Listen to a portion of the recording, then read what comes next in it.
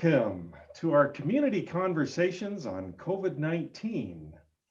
I'm Dr. Brian Williams, and I serve as moderator of this series.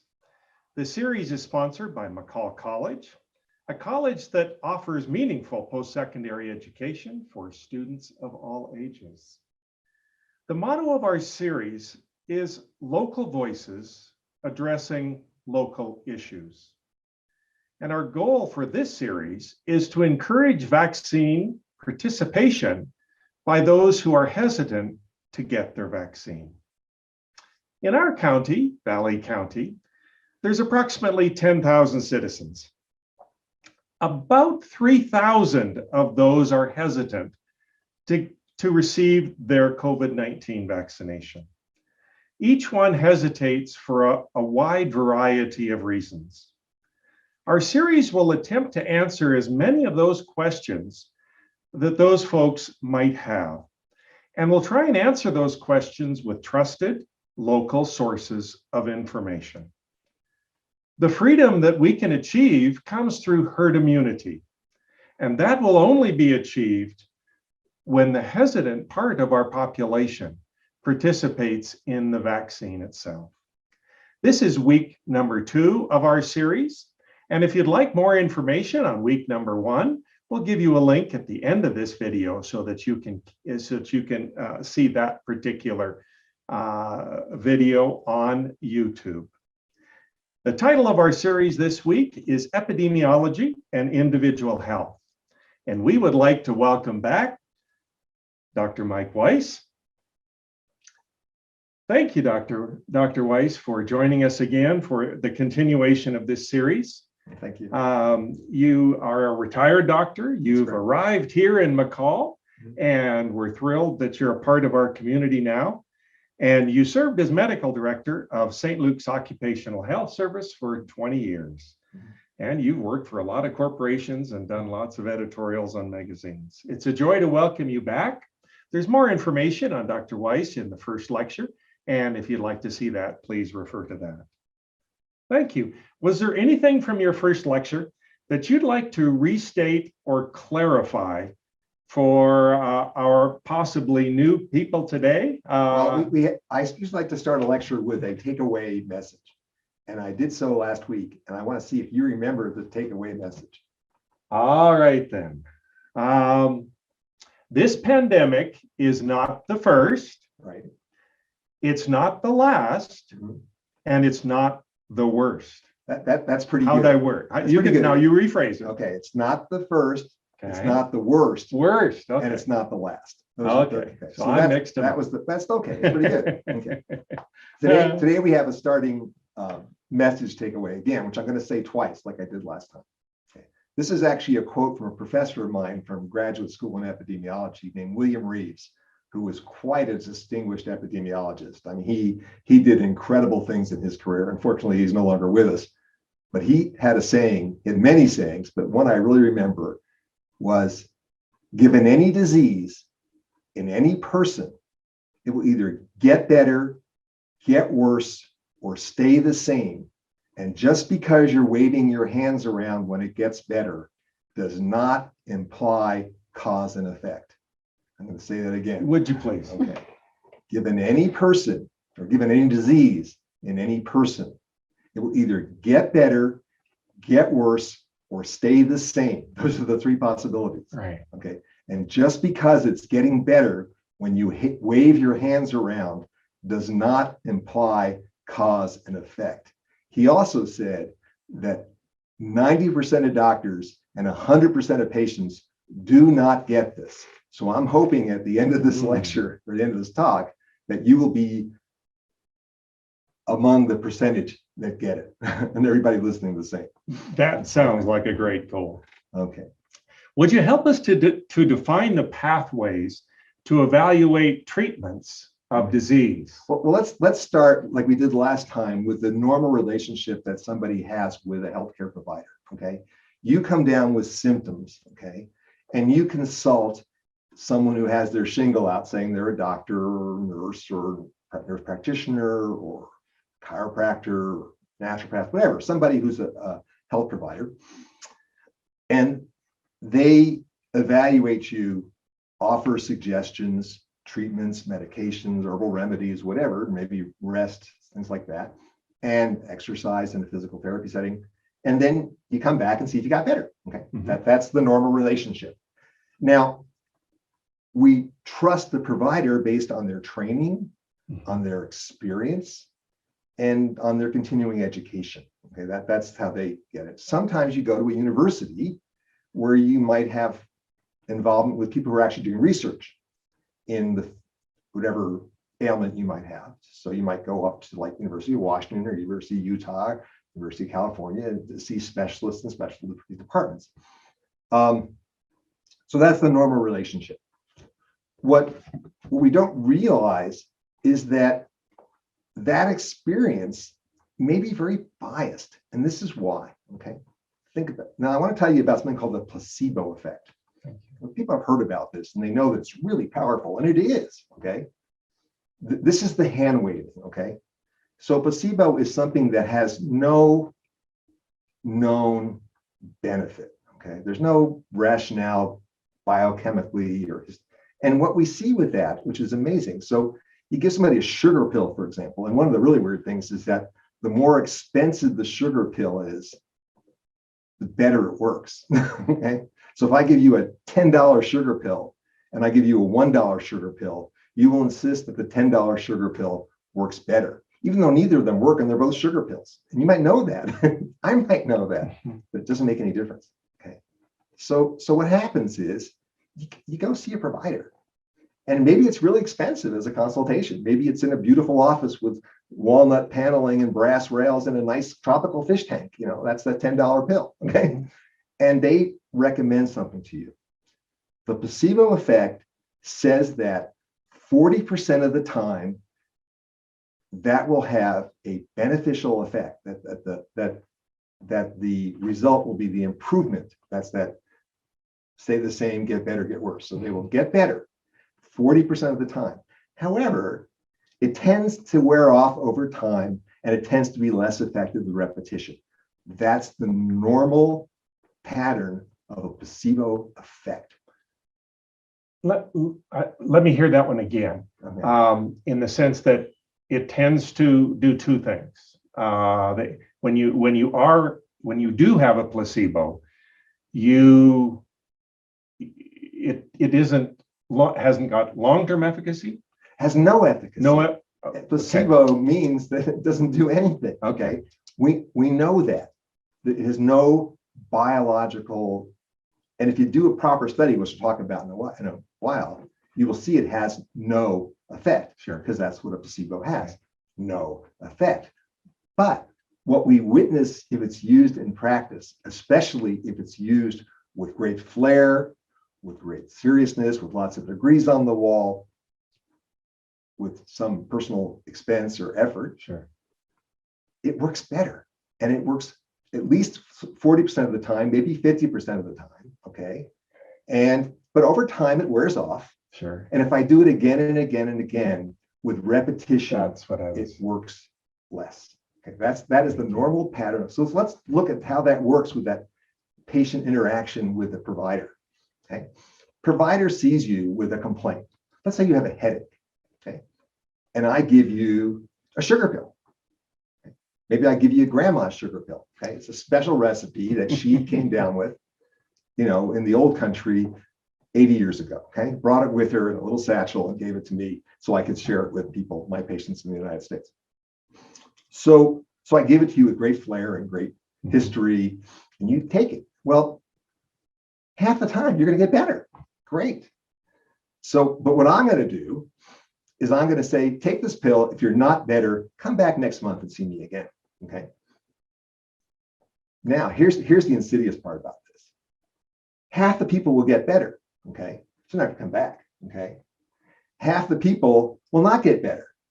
But half of them are going to say, this guy's an idiot. I mean, he gave me this stupid sugar pill and didn't do anything for us. They're not going to come back. So 25% will come back and see me. Well, I think I'm great. I think I got 75% of my patients better. This is fabulous. Okay, so my experience now as a practitioner is that my grandma's sugar pill cures 75% of people on the first try. Okay. But 25% didn't get better. So I give them the sugar pill again. Say, maybe you need more. Maybe it's not enough. Okay, we're going to give you more sugar pill a little longer. And you go home and I say, so take it, come back in a month if you're not feeling better. Okay, now we have the same iteration, except it doesn't work quite as well. So instead of being 50%, let's say it's 25%. Okay, get better. So now, okay, 25% better, didn't come back. Okay, of the 75% of the 50% that didn't get better. Okay, half of them think I'm an idiot. They don't come back. Right. The other half come back. Now, man, I've gotten, okay, I've got another 30%, 50% of my patients better. So now I'm up to almost 90% that I'm doing great. This is a fabulous cure. This is my clinical experience. So I can tell you that the literature is not very strong on this. When they do studies of this, what do they know? Okay. But in my experience as a practitioner for however many years, I cure 90% of my patients. And I can actually get a whole bunch of these people to come back and tell you about their experience with me. Okay. They can come in and say, you know, I saw 30, 40, they had no idea what was wrong with me. This doctor figured it out, gave me this treatment, and I got better. I mean, that's perfectly consistent with a placebo. It's not evil. It's not even bad. I mean, I worked on an Indian reservation after my internship, and we had a lot of diabetes era people in kidney failure, and they'd come in, they were really sick, and we didn't even have dialysis. We had to do peritoneal dialysis, which is really tricky. You have to really watch them carefully. And I would be up like all night long watching these people. But it was the Indian reservation, and the government also pays for sings. So they get all the family members in card chairs around the bed. And the medicine man sings, and he does a dance and sings most of the night. Guess who got credit for getting the patient better the next morning? and there's nothing wrong with that. I mean, all I care is the patient got better. And I don't care if it was the peritoneal dialysis and the adjustment of its electrolytes and things like that, or it was the Navajo medicine. And maybe it was something, I mean, who knows? Maybe the family felt better. That's important. Maybe the patient felt better. I don't know. But for sure, it was that I don't think scientifically that dancing and singing cures kidney failure. Okay. But I'll tell you how you can figure that out. Okay. And that's what we'll get to next. Do you have any questions so far? Well, no, I was going to move you into double-blind studies and anecdotal evidence. Is that a fair pathway as to where we should go next? It's very good. Okay, so let's talk. This, what I just described to you, is anecdotal evidence. It's based on my experience. Whenever you hear someone tell you, in my experience, this is true. Okay. It's true that in their experience it's true, but it's not true that it's valid. Okay, it's not true that it's a significant relationship. Let me tell you another story. Okay, this is a story. When I was a medical student, the most common surgery for heart attacks was something called the Weinberg procedure. Okay? And the Weinberg procedure makes a lot of sense. What they did is they would open up a chest wall and tease away an artery from underneath your rib, and implant that in your coronary artery to deal with obstruction of your coronary artery. That makes a lot of sense. You put more blood in there, it bypasses the block, and you're in good shape, right? And people felt better after this. They did better on cardiac stress testing. They were able to walk up a flight of stairs again without getting short of breath. It was fabulous, okay? And it wasn't until the Veterans Administration, I think it was down in Miami, I'm not sure, did a study. And what they did is they took 100 patients that were candidates for the Weinberg procedure. So normally they would offer these patients this procedure. And they divided them randomly into two different groups. 50 of them got the Weinberg procedure, and 50 of them had their chest opened up in surgery after being put into anesthesia and then closed. And then they sent them off to cardiac rehab and didn't tell the patient and didn't tell the people doing rehab who was who. Excellent. Okay. And you know what they found out after they studied them 6 months later? The people that had had the Weinberg procedure were more likely to die. Okay. So not only was it not beneficial, it was a placebo, okay? But opening somebody up and teasing out the artery probably was harmful. And they stopped doing that procedure after that study. It's a very good study, very well run. Double blind, okay, case control. Double blind meaning the patient didn't know which procedure they had, and the doctors and the treaters didn't know which procedure until they broke the code at the end of the study. Okay. That's a good double blind study. Mm-hmm. And what happened when they stopped doing the Weinbergs is they found other treatments that worked. Coronary artery bypass grafts, stents. I mean, if they had, they'd probably still be doing the Weinberg procedure and not have developed those other treatments that worked if it hadn't been for that double blind study. That's why we want those kinds of things done. And you can apply that to any kind of treatment, like a surgical procedure, or to a medication, or even to a vaccine. Now, we'll talk about the vaccine and how hard it is to do studies for that. Now, but before we go there, could we talk about COVID itself? Yes. What misinformation now that you've sort of set the table for us, if you can give us a couple of examples of misinformation that you have caught onto, that you've sensed people are giving information out that's built on either anecdotal information or placebo. Is there something within the COVID-19 disease itself that would help us understand those? Well, first of all, again, we talked about this last time. This is a novel virus. This is something we did not see because it didn't exist in human populations a little more than a year ago. Mm-hmm. We'll start learning things about smallpox. We'll start learning things about tuberculosis, things that affected our ancestors in prehistoric times. So this is something that we really don't know, but we've learned a lot about in a year. Okay? And one thing we've learned about is that it's kind of like two diseases. Okay, the coronavirus is actually the virus that causes the common cold. Okay, we don't lock down the economy and have a crash program to develop a vaccine for the common cold, right? Because you get it, you get better. Who cares? You may miss a day or two of work. It's okay. But so that's part of it. And a lot of people who get COVID don't even get symptoms, probably about half, maybe more. There's a wide-ranging debate about that.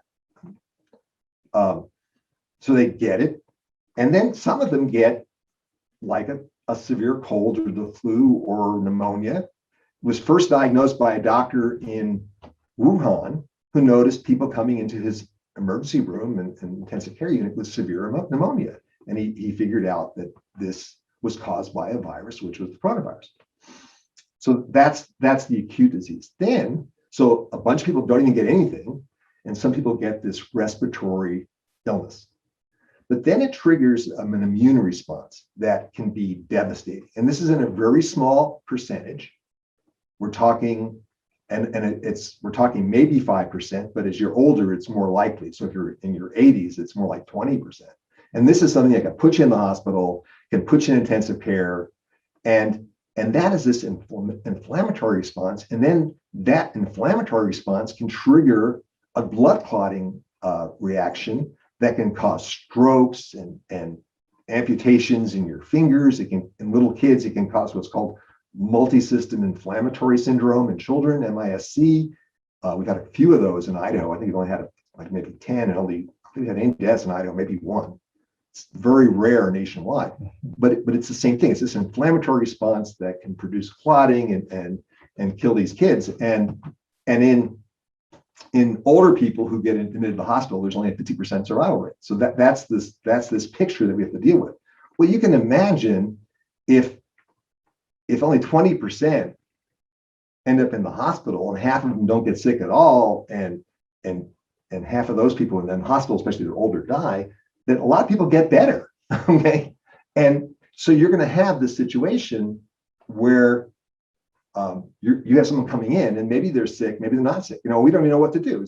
If we test somebody for COVID and they're positive, we know they're exposed, should we give them prophylaxis?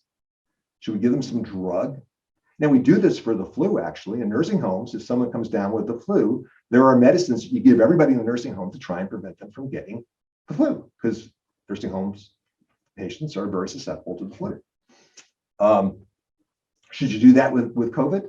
I don't know. Most people think probably not. And we'll talk about one of those things that we probably should do, like hydroxychloroquine, which was studied.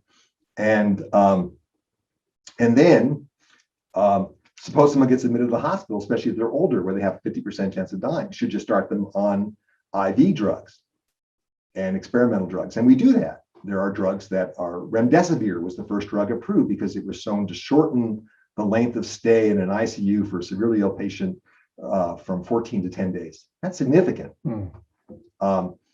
Wasn't a cure, but a miracle cure, but it was better. And, and we also found that giving people prednisolone, IV methylprednisolone, IV very strong anti-inflammatory steroids help prevent some of the reaction, and that's approved.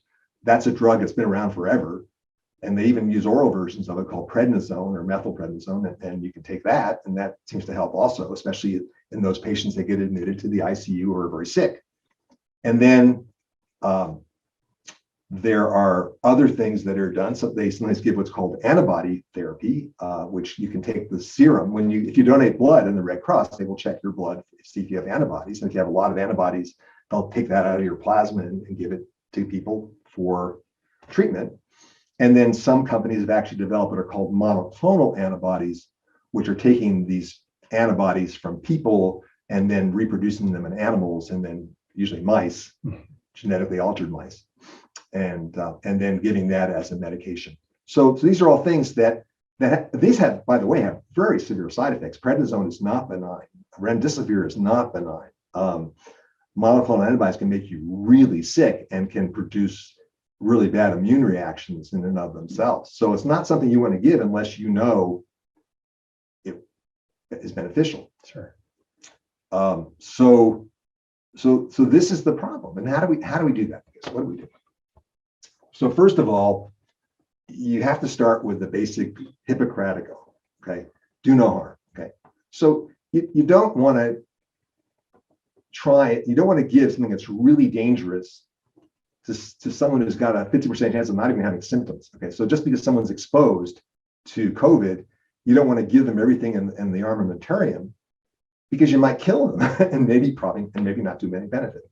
And so what you have to do to try and establish that is you have to take large numbers of people who might be exposed, okay, and give them some sort of treatment that theoretically and hopefully it makes sense, okay? So a vaccine makes sense that it would work, for example, and because it produces an immune response. We have lots of experience with vaccine. Remember, we talked about the first vaccine was from Edward Jenner in the 1700s. Okay, so vaccine technology has been around a long time. It's gotten a whole lot better in recent years. But in the 60s, we had the polio vaccine, and then measles, mumps, rubella. Then we had vaccines for hepatitis, things like that. So there's a lot of things out there that we have experience with, and we're getting much better at learning a lot about the immune system. But still, if you're going to give this to everybody who might be exposed to COVID, and we're talking about the whole population of the United States and the whole population of the world potentially, so we're talking like hundreds of millions and billions of people, you'd like to know that there isn't some sort of adverse effect from that. So what you have to do is you have to randomize people. And so what the first thing they do, they develop it, and then they give it to a small number of healthy people to see if it's really bad. You know, if we give it to, 25 or 30 or 50 healthy, usually medical students who volunteer for this and they get the vaccine, they're just looking to see if they have really untoward effects. Okay, it makes them really sick. If it doesn't, that's called a phase 1 trial. They'll also check to see if they get antibodies, if that's what they're trying to produce, if they're producing the effect that they think it should produce. That's a phase 1 trial. Sure. Phase 2 trial is a bigger trial, and that's in the population you're sort of interested in. So you want to do old people as well as younger people. Often you exclude people who might be at a higher risk, people who have underlying severe illnesses, people like autoimmune disease, people who are children. So the vaccines might limit it to people over the age of 16 or 18, like they did with the COVID vaccines. You might exclude people who are pregnant or might get pregnant. These are things just because you don't want to take a risk with them. But you take these people, maybe several hundred, maybe a few thousand. And you divide them into two groups randomly, and you give them the vaccine, and you're looking to see whether you get the immune response, and you're looking a little bit to see whether it's somewhat protective or not, okay? And we have a standard in studies called the p-value, which is the probability. This is a weird thing, okay? When you see something that says it's statistically significant, it means that it at least the probability of it working is 95%, okay? There's a 5% chance. So 1 in 20 means the study's completely wrong. We like to see it better than that, maybe 1 in 100, maybe 1 in 1,000, but still we expect 1 out of 20 of these significant studies to be wrong. Okay? That's accepted. That's called significant study. And so we look for repetition too. That's another thing. So the first one is 5%, the second one is 5%. That will add together to give you confidence that what you're seeing is real and not just some variance of a draw, a chance of the draw. So they do that in a small group, relatively small, not the initial group of healthy people, but people who are target population. That's called a phase 2 study. Now, phase 2 studies are useful because a lot of vaccines never make it past the phase 2 study, because to go to what's called a phase 3 study requires a big group. And phase 3 studies require 50, 80,000 people, okay? And what they do with that is now they're looking for efficacy and for side effects, okay? So something that occurs rarely. And again, they divide these people up, they randomize them, nobody knows who got what, and they follow them for a period of time, usually at least 3 months, but sometimes longer. Okay? It depends on what you're looking for. It also depends on how bad the thing is you're trying to prevent and how obvious it is too, and how often it occurs. When things occur rarely, you need bigger populations to get that significant number to compare, okay? So you're looking to see whether with a 95% probability that the people who got the treatment, in this case a vaccine, had the benefit that you were seeking, which is not to either get the disease or get hospitalized or die, okay? Versus the people who didn't get the vaccine, who got the placebo, which is what they get. They get a shot. These people still get a shot, but they don't know it's not the drug. I'd like to take you back to hydroxychloroquine. Okay. There seems to be two medications that keep coming out into the conversation of the general population. Hydroxychloroquine seems to be one, but there's a new one, and that's the horse parasite medication. It's called. Would you sort of actually use your... There are literally thousands. Okay. The ones that have seemed to be most prominent in my world have seemed to have been those two.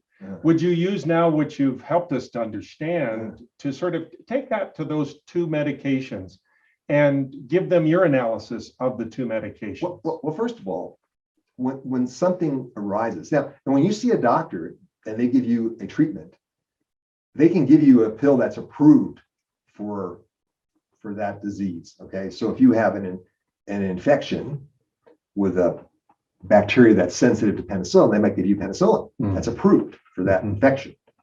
But they might say, you know, I've used penicillin for arthritis, and maybe it's not approved for that. There's a drug called penicillamine that is used for arthritis. I think penicillin's kind of similar. Let me try that. That's legal. That's okay. That's called an off-label use. There's a lot of that in medicine. So, and when we had this pandemic, there was an effort to look at drugs. There actually are computer programs that would study thousands of drugs in our pharmacopoeia to see if one of them might be useful. There's a lot of antiviral drugs on the market. You know, we've developed them for HIV, and even the oldest one we developed for herpes. I mean, that there are antiviral drugs out there. We had a one for influenza out there. And so they were studied.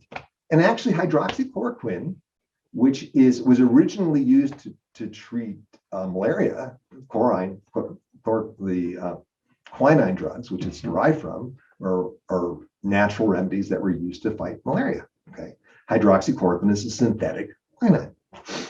But they found out that some of those drugs have anti-inflammatory effects, and hydroxychloroquine is used for rheumatoid arthritis. It's a commonly used drug, anti-inflammatory.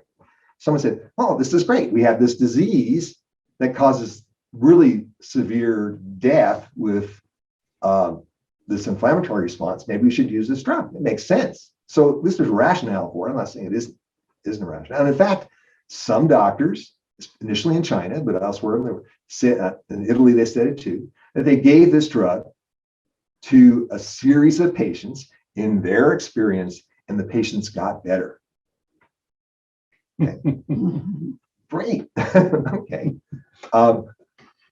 So that was out there, and there were actually case reports, and that's often what we do when we have a series of patients that we treat. I think that Italy and Spain and China had dozens of patients that they treated, and some of them miraculously got better. Mm-hmm.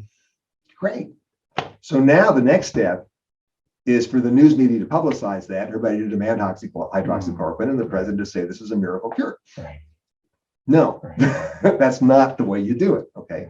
The next step is to do phase 1, phase 2, phase 3. Now, phase 1 trials already been done, and actually phase 2 trials we got to. Phase 1 trial said that hydroxychloroquine actually isn't all that safe. And give it to healthy people, it causes a delay in the conduction of their heart rhythm. So if you have problems with your heart rhythm, like you're an older person, it could kill you. That's a pretty severe side effect.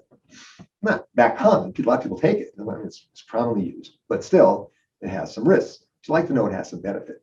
And that's where you get to the phase 2 trials, which is where they got with hydroxychloroquine. So the smaller numbers. And what they found was there was no benefit. And in fact, there was substantial risk, especially who are the people most at risk for dying and being hospitalized for COVID? Old people. Who are the people most likely to have cardiac rhythm problems? Old people. So it was really pretty dangerous. And what they found was, again, there was no benefit and that there was increased risk. More people died who took hydroxychloroquine for their treatment of their COVID infection when they got exposed than didn't. And there was no use for it at all. There was no use in prophylaxis. There was no, so having been exposed to try and give you something to prevent it from getting it, or even before you're exposed to prevent it, there was no use, no benefit for people who had already gotten sick. So it never made it to phase 3 trials. No, it was abandoned pretty soon, but the media was all over it. I mean, everybody wants a cure. Okay. Yeah. Ivermectin is a tougher one. Okay. Ivermectin, again, it's an antiparasitic drug, and it makes some degree of sense as to how it works in the mechanisms for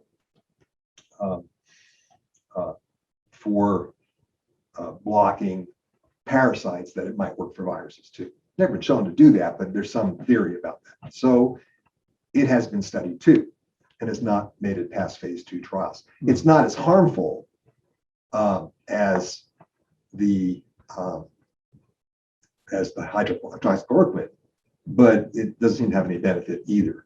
And everybody wants to have, I mean, all sorts of antiviral drugs have been looked at, antibiotic drugs have been looked at. There's some recent studies saying that there's a shot they give to try and prevent tuberculosis called Bacillus, I can't remember, it's BCG is what it's called. It stands for, it's a French name, Calumet urine, I believe. And it's a bacteria they give you to immunize, to reduce your risk of getting tuberculosis. And they use it a lot for, seem to be effective, but hasn't borne out. Flu vaccine may be helpful, as I said. And so these things are being looked at, but none are the miracle cure that we're looking for. People thought that giving people antibodies from plasma would be a miracle cure. And again, it has not borne out. They still use it sometimes, but it's not really recommended. It's still being studied. One of the concerns is if it's off patent, there's not enough profit in a drug. Would the ivermectin sort of fit in this category that there's really no drug company that's prepared to push it? Therefore, there's no future profit. Therefore, it won't succeed in its drug studies because of that lack of push in the market. first of all, if you really think that the medical system is out to get you and just take your money, God bless you. Good luck. Okay. But that is not the way it works. Okay. First of all, it's not the way it works in the United States. Okay. There's tremendous competition among universities, among professors to try and come up with cures because it makes the news, it makes their career. They might get a Nobel Prize or some other award. I mean, there's a lot of competition and it's very cutthroat. Okay. So there's no incentive to, I mean, no one's paying them off not to do research. The other thing is that we're probably the only advanced country that really has profit motive as the center of our healthcare system. Okay. And there's lots of, I mean, England developed the AstraZeneca vaccine, which was the first one. England is a national health insurance. They did it through Oxford.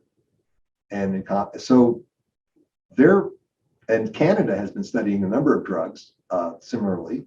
Again, national health insurance, no profit motive in it. It's just not the way it works. If there was a drug that was highly effective and safe, they would not suppress it just to make money. I'm sorry. If you think that, then you don't understand how healthcare works. And it's not just the US, it's nationwide. Excellent. I appreciate your answer. Let's go back to COVID-19. Yeah. There's been a lot of comparisons done of COVID-19, and many folks have said it's just like the flu. Is COVID like the flu? Sometimes it's better than the flu. I mean, like I said, they don't know how many people have been infected with COVID and are asymptomatic. There's a lot of debate about that. In fact, there was a group of doctors. There was a doctor from Stanford, Dr. Bhattacharya, I think his name is, who published quite a bit and was involved with something called the Bainbridge document. Have you heard about that? These are a group of professionals. I mean, Dr. Bhattacharya is a professor at Stanford.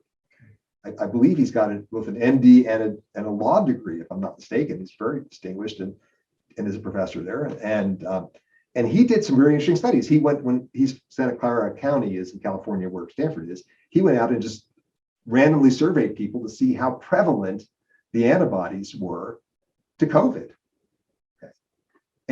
And he said it was much more prevalent. A lot of people had it who never showed up at the doctor's office to get tested. So when we said that the death rate from COVID was 2% of people who are diagnosed, the people who had it and were never diagnosed might be 5, 10, 20 times more than the people who actually get diagnosed. So if you have a disease that causes 2% of the people that you diagnosed to die, and you missed 90% of the people who actually had it, well, it's not 2%, it's 0.2%. Flu is 0.1%. So that's kind of in the same ballpark, right? Now, one criticism I have of this, and they say that we're much overreacting to COVID because of that. It's no worse. It's in the same ballpark as the flu. We really shouldn't shut down the economy. We don't do that for the flu. Okay. Remember, we talked about the pandemic in 1918, which was probably 100 times worse than COVID at its worst. Right. And it would be 1,000 times worse if what Dr. Bhattacharya said was true. The thing that tends to counter that opinion is that we've already had 30 million people in the United States have confirmed COVID, right? There's only 300 million people in the United States. 330 million people is the population of the United States. Okay. Sure. Yeah.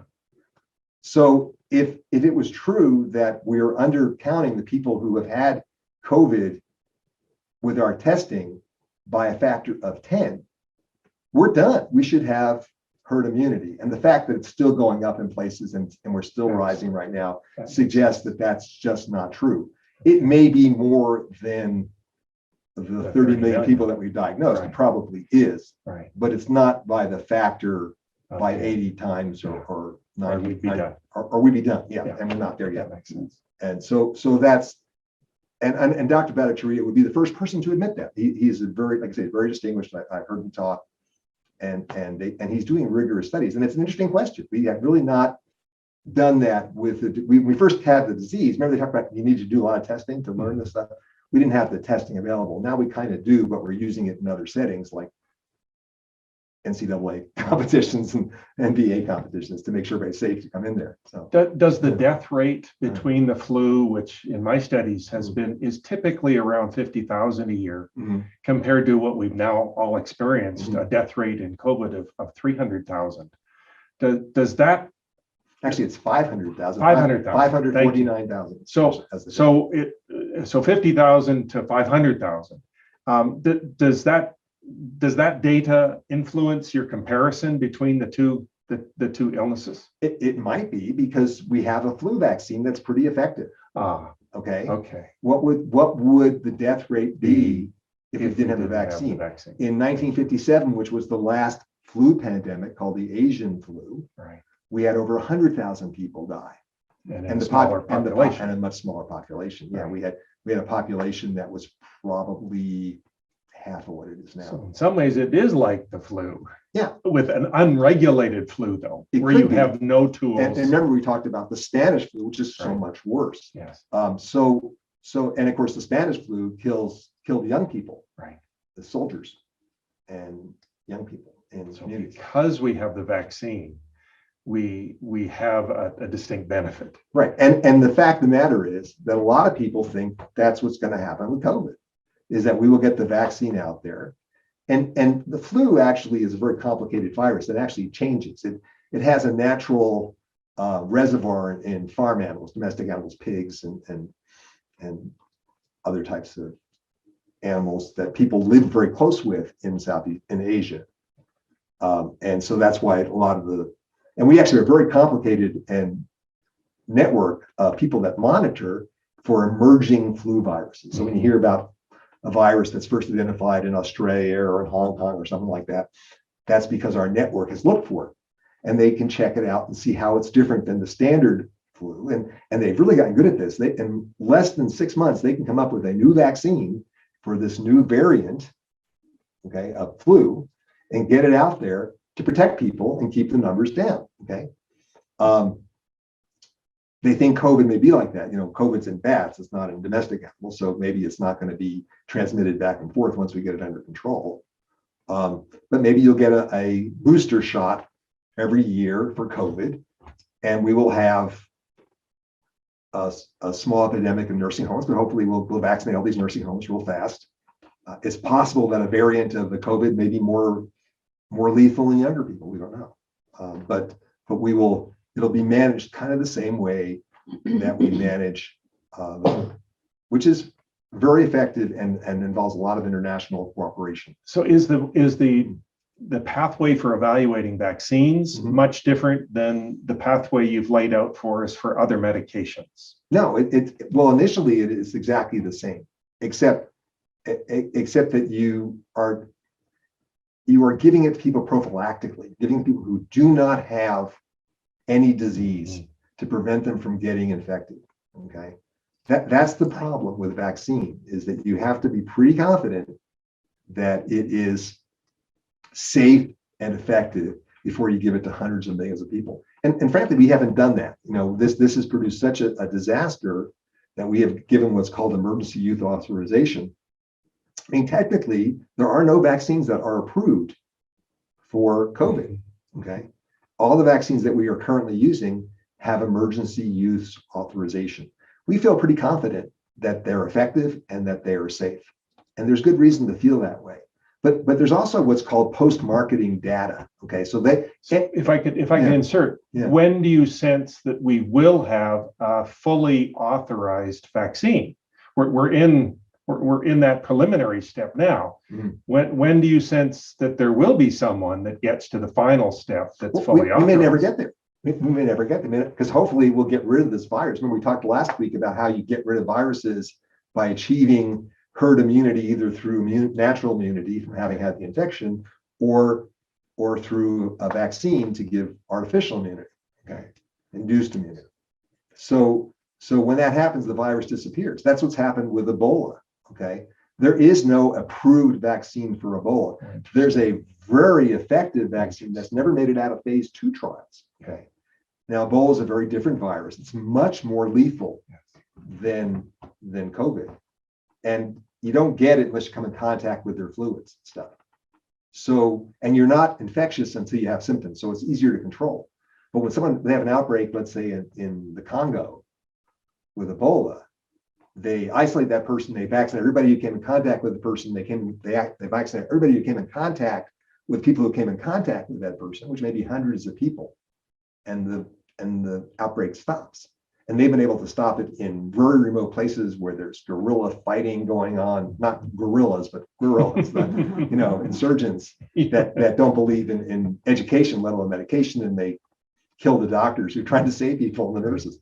But they've been effective in doing that. So it may never get to the level that we have like for the measles and mumps, rubella, but those took literally decades to develop. And also, as I told you before, measles is very infectious, and almost everybody who gets in contact with it comes down with the disease. It's a whole different ballpark than COVID, where a lot of people who get infected don't even come down with any illness. So it's harder to do statistically. We may never get there. Vaccines have an awful lot of misinformation. Thankfully, lots of information that is productive and made vaccines very, very important into our society. But there's also a tremendous amount of misinformation when it comes to vaccines. Could you help us just generally understand that information pathway and how it sort of gets distorted into misinformation, and what your sense is of vaccines and the information pathway? Well, first of all, we have a lot of experience with vaccines. I mean, when I was in the service, I don't know how many vaccines I got, but I remember getting them because they were really painful. Yeah. We had them for plague, and we had them for hepatitis, and we had them for smallpox, and it was an experience. So we do know that vaccines are very powerful, and there have been Nobel Prizes awarded. Louis Pasteur, who helped to develop a vaccine for rabies, is in the Palace Legion of Honor in Paris. So we recognize that these things are powerful tools that we have for preventing disease. And don't forget, until the age of both sanitation, clean water, good sewage control, and vaccines, the infant mortality rate was huge. We've only had this big population growth in the world since we developed effective hygiene and prophylaxis to eliminate the diseases that killed kids before they were 5. So these things are very beneficial, and we do worry about side effects, and we do study that. I mean, there was a study that looked at autism from the measles, mumps, and rubella shot. Okay, and there was a theory about that. There was a preservative that was used in that they thought could cause nerve damage because if you used a lot of it, it could. However, they took it out of the vaccines. They don't even use it anymore. But there was a doctor in England who did a small study, and it turned out when they went and looked at his data that he did more than do a small study. He adjusted his data, and he actually ended up losing his license for it. But boy, that one study has been around the world, and people are still. And then you get someone who's famous, former Miss America or something, saying, I'm going to have my children vaccinated and because I don't want them to get autism. We had the president say that. That's so awful to see these healthy babies. You get all these shots. There's too many of them. The babies cry when they get the needles, and it gives them autism. It's really sad.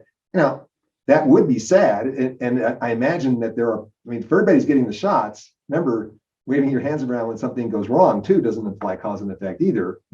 So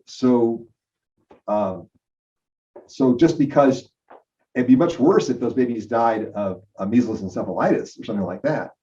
Remember the plague of Athens in 430 BC was thought to be measles that destroyed the Athenian Empire and killed 25% of the population. I mean, this is a serious disease, and it is a great boon to mankind that it is basically eliminated with appropriate use of vaccination.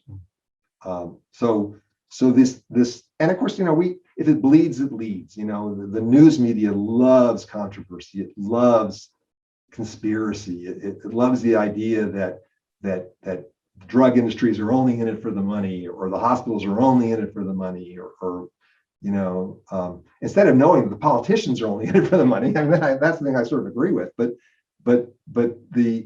the fact of the matter is most people go into to healthcare professions. I have a nephew that works for Pfizer, and he went into it because it's a very interesting job. He's involved with the vaccination, and he wants to do good in the world. He's very well motivated. I mean, is there anything in the misinformation of the COVID vaccine that is unique, or is this just an extension?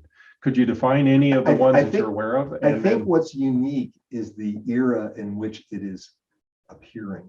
Okay, it is in an era in which we don't trust the government. Okay, and which we have this social media that just, doesn't differentiate. We have Russia produced a vaccine called the Sputnik 5, and Russia never even completed a phase 3 trial with that. They just went right ahead to their own people, and their people don't trust it because it hasn't been tested as rigorously. In fact, I think Russians would rather have a Pfizer or a Moderna vaccine or a Johnson & Johnson vaccine because they know it's been tested and produced by Western standards. But Russia supposedly has bots out there mining the internet to show distrust. Talk about venal self-interest. If they're trying to sell the Sputnik vaccine, which may work, I don't know much about their studies, has not been subjected to the same standards as our vaccines, but they'd like us to not trust our own vaccines, and so they could sell more of theirs or whatever benefit they get from giving it away. So I think it's just this era of you can't, you see all this stuff on the internet and you don't know. I think I told you I was a Peace Corps volunteer in Albania, and when I was there, they were just getting the internet, and people would come up to me because I knew I was a doctor and say, I saw this on the internet. What do you think about that? And I told them, I said, if you see it on the internet and just for your convenience, they happen to sell you whatever it is they're telling you is so great, be a little suspicious. Are there any other ways to minimize the misinformation that you're sensing is circulating around COVID vaccines or any other vaccines? There is, and this is not for me. This has been discussed in a lot of places. And that is that, first of all, have trusted sources, okay? CDC is a treasure, okay? Anybody knows anything about the Center for Disease Control in Atlanta knows that this is a well-respected world resource.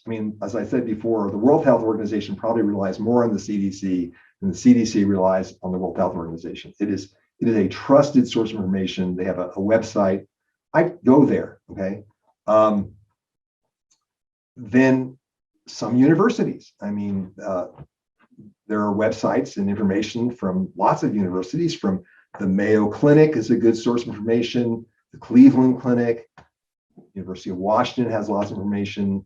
One of the best websites for information on COVID is from Johns Hopkins University. So I'd probably trust Johns Hopkins School of Public Health as a source of information before I would trust a former Miss America or even a president, okay? Because they have standards and a reputation and a history, and you can compare them. You can look at Johns Hopkins versus CDC versus University of Washington and see if they all agree with each other. If they're all in agreement, it's much more likely to be true than if it's just one person, with a fake website from Leningrad or St. Petersburg now on the internet. So I think you need to look at what the source is and have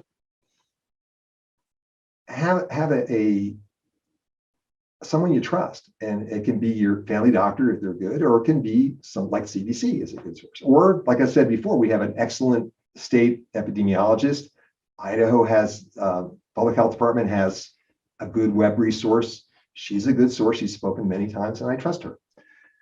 Our neighborhoods are filled now with people that have received the vaccines, but are talking about the side effects of vaccines.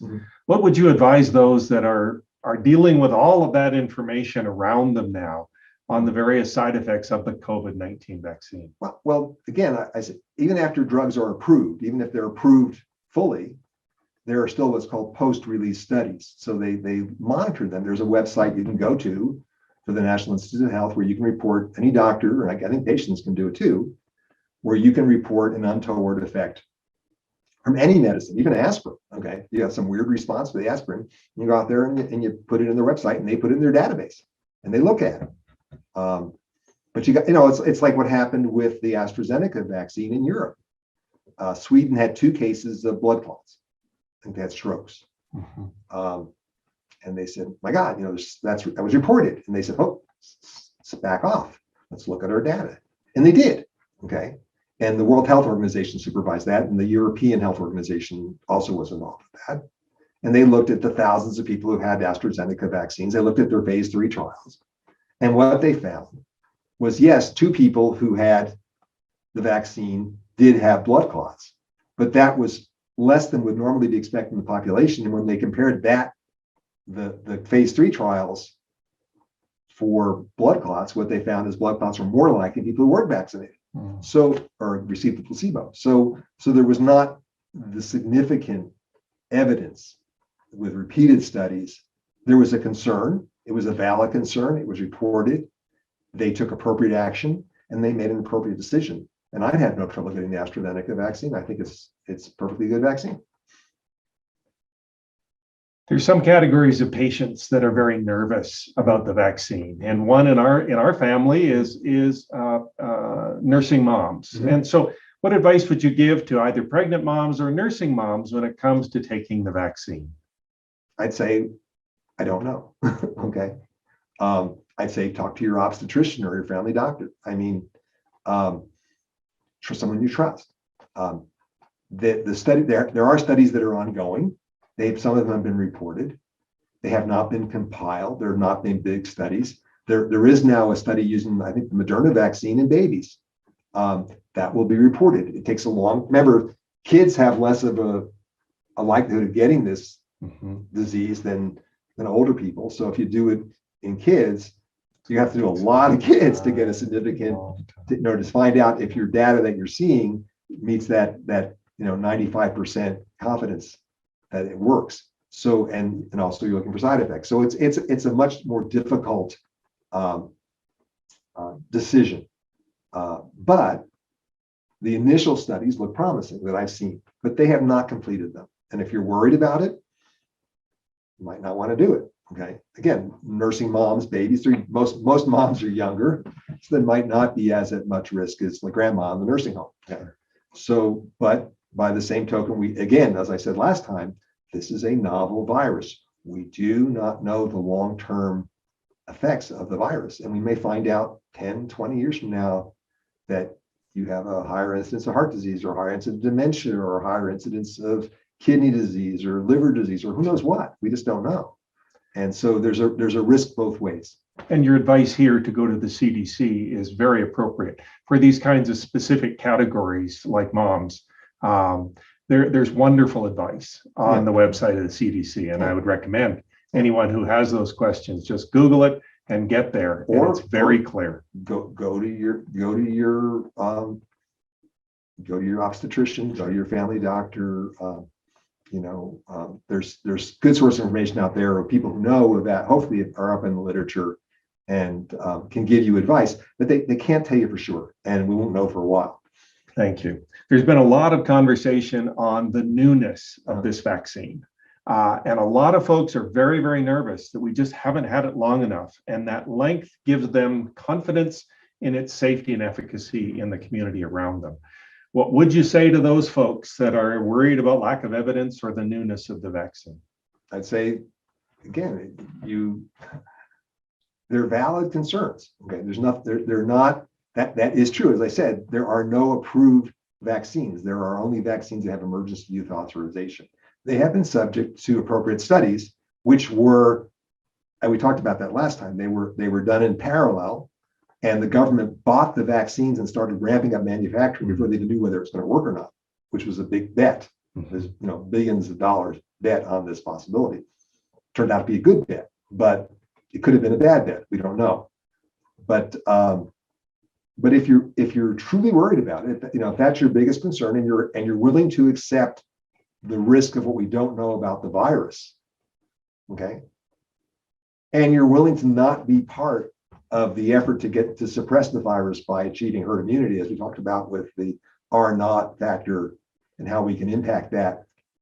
So you're not part of the war against this virus. If you're willing to be a conscientious objector and stay on the sidelines because you have strong feelings about it, then I respect that. And that's something that I think we all should respect, but I don't necessarily think it's the right decision. And I think that it's going to prolong the epidemic, possibly produce variants that could be more lethal or more infectious. You know, we should have jumped on this much sooner. I think we've done a pretty good job with developing the vaccine as fast as we did. Theoretically, if everybody had, when we shut down the country for a month, okay, if everybody had really shut it down and stayed home, it would have gone away, but we didn't enforce it. And now we're not enforcing mask mandates or social distancing. You saw all the kids partying in Miami Beach. I mean, to me, that's like saying, you know, not only am I not going to be part of the fight, but I'm going to give comfort to the enemy. And I don't think that's patriotic or the right thing to do, but that's my personal opinion. So what final advice or what packaging, what of our conversation tonight, what would you want people to remember as we conclude our time together? For those that are hesitant in getting a COVID-19 vaccine, what would you like to say? Well, I'll give the epidemiology response, is that your personal experience can be very misleading, okay? Remember, given any disease in any person, either gets better, get worse, or stays the same.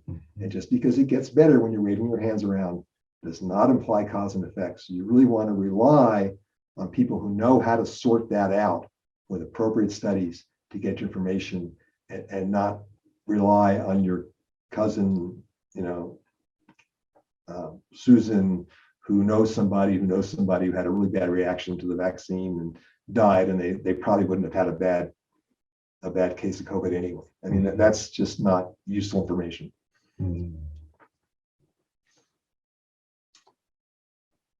Thank you. Both of these lectures have been wonderful from my perspective. It's a joy to get to know you better. It's a joy to hear about what you've offered us tonight. Thank you for getting our series off so successfully.